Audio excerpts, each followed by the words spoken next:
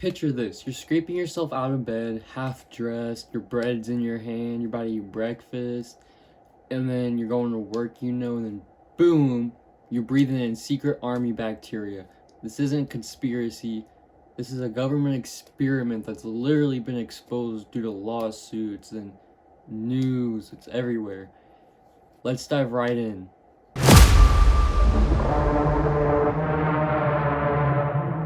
It's the 1950s and America's in full panic mode. Duck and cover drills, Red Scare vibes, nuclear nightmares.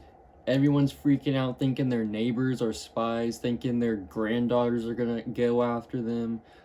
So naturally, the US Army asks, what if the Soviets attacked us with biowarfare? Instead of testing these chemicals in labs, they decided, why not we release this into New York City's subway tunnels?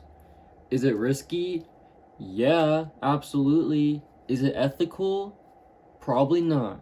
In 1966, the US Army conducted secret tests on New York's subway system, which was called Operation Sub Rosa.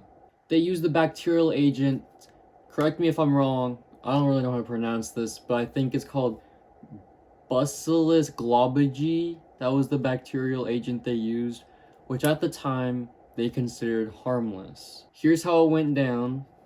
Agents would drop 175 grams of this bacteria in these light bulbs, and they'd go into the subways, drop them on the tracks, and the bacteria would start spreading, and they would carry these air samplers on them to measure the spread of the bacteria. This bacteria traveled really fast, showing experts that a real weapon could actually infect thousands of people underground. But you know what else can travel really fast? Your finger clicking on that like button because you love this video so much. Right? At first they claimed Bacillus globigi was safe, but today we know it can cause food poisoning. No one consented to this. No one had health checkups. There were no apologies. The military didn't declassify this until later in the 1970s, a whole decade later. By then, thousands of people had rode in that system unaware they were human guinea pig experiments. Try to imagine your daily commute to work on the subway was a whole ass live lab experiment and you didn't even know.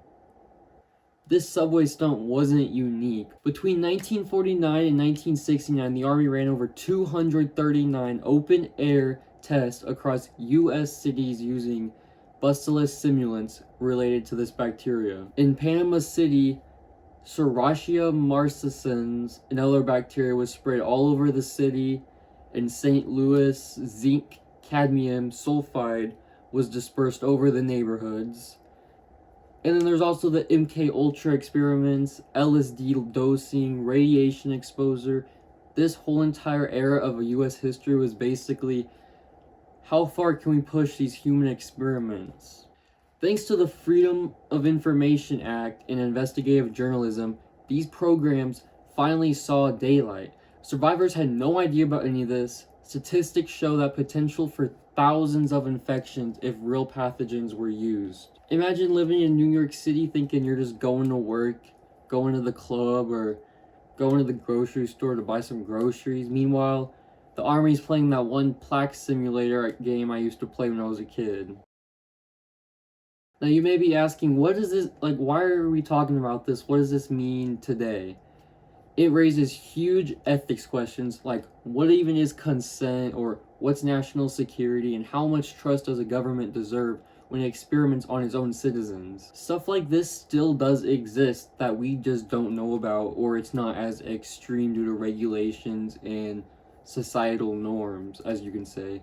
Names have been changed, but the system really hasn't been. The same system still exists today, just with updated technology and better secrecy. So yeah, maybe next time you ride a crowded train or subway and someone coughs, maybe they just have a cold, or maybe it's history repeating itself.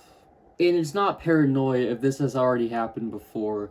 Stay aware, stay skeptical, and question what you're not told. Thank you for watching. I hope you enjoyed this new style of content. I really enjoy researching these kind of topics, so I love to make more videos about them and, videos about stuff we didn't learn in history class. If you haven't already, please hit that subscribe button and consider following me on Instagram and liking my videos and stuff for more content like you just watched.